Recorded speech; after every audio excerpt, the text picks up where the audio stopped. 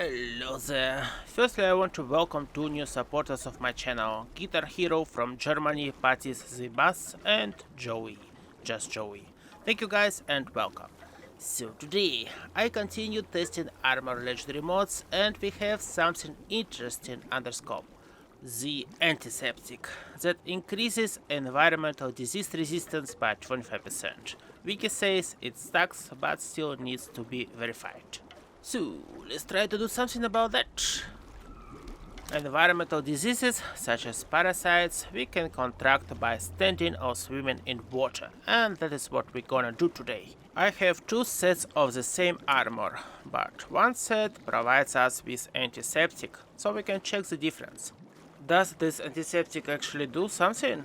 Once again, it should better our chances to not get sick by swimming in suspicious water, sleeping on the ground, or inhaling some yummy Appalachian air in Arship region, mostly. The initial stat of environmental disease resistance is unknown for me, but we can get some data from testing. Yokis dokis, let's go.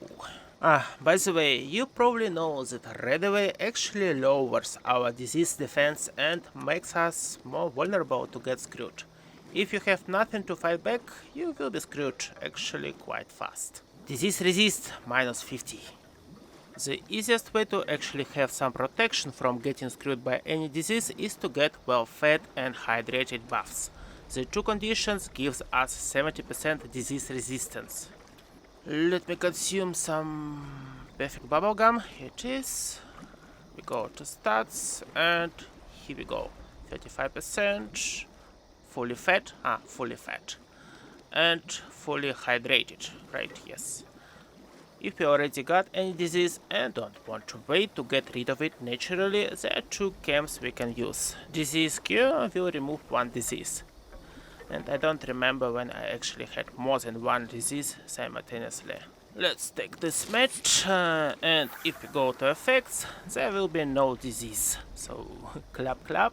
Would be great to have things working like this in real life. No diseases. Cool. But of course we can use another one, antibiotics, that gives us 50% disease resistance for 1 hour and a half. And this method we can farm endlessly. Here's a video how. Yokis dokis.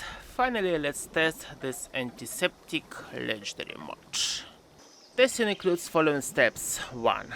I have disease resistance status or negative or neutral or positive. 2. I step into water. And 3. I check time between stepping into water and contracting a disease. What I'm doing here is an RNG based activity, therefore I can get parasites quite fast or it will take some time, but we are looking for statistics to get some final results. And yes, of course I spent a lot of hours and gigabytes doing this, and you can appreciate my madness by liking this video, subscribing to my channel, and maybe becoming a member if you want to watch videos that no one cares about before anyone else. Oh yeah! Finally, I'm sick. Before any other attempt to get screwed, I consume a disease cure and log in to the same exact server. And there is a very important moment to mention. Bethesda Game Studios made this game, therefore it is bugged through and through. And on some servers you will never catch a disease. Or maybe you will catch it, but B-Boy will never tell you. It happened to me only 2 times throughout my 160 gigabytes experience, so keep it in mind as well. As I mentioned before, if you have negative disease resistance, you will get screwed very fast. So here's a situation when I consumed a perfect bubblegum to get 70% disease resistance and turn negative 50% into 20 positive. Minus 50 plus 70 equal 20, right? And I waited like 15 minutes and no parasites. Then on the same server I removed both fully fed and fully hydrated buffs and equipped 2 pieces with antiseptic. Minus 50 plus 50 equals 0. Neutral disease resistance status and no luck again. Then I removed 2 pieces of antiseptic to have negative 50 disease resistance, and in the last 3 minutes no parasites.